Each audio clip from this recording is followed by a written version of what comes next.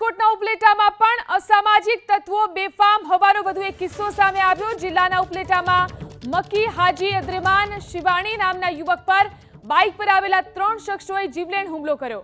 આ હુમલામાં યુવક ઈજાગ્રસ્ત થતા તાત્કાલિક સારવાર માટે હોસ્પિટલ ખસેડાયો। આ ઘટનાની જાણ થતાં જ પોલીસની સાથે જ સ્થાનિક આગેવાનો પણ હોસ્પિટલ દોડી આવ્યા। ઈજાગ્રસ્ત યુવકનો આરોપ છે કે તેના પર ખંડણી માંગી હુમલો કરાયો છે। હાલમાં પોલીસે યુવકની ફરિયાદના આધારે તપાસ શરૂ કરી છે।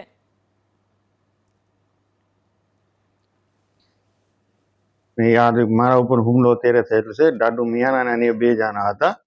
એ લોકો મારા પાસે ખંડણી માંગે છે। આને પહેલા 6 મહિના અગાઉ પણ મારા પાસે ખંડણી માંગેલી હતી, પણ મેં કંઈ કરેલું નથી। પણ આજે એ લોકોએ મારા પાસે પાઇપ ઉપર, છરી ઉપર ને કુવાડી ઉપર લઈને મારા ઉપર હુમલો કરેલો હતો TVS ના શોરૂમ પાસે। અત્યારે 2 થી 3 શખ્સો હતા। એકને તો હું ઓળખું છું, બીજાને હું ઓળખતો નથી। મારે તો છાતીમાં બહુ દુખે છે, પગમાં દુખે છે ને મારી તબિયત બરોબર નથી, બહુ મારે ખોટું થાય છે।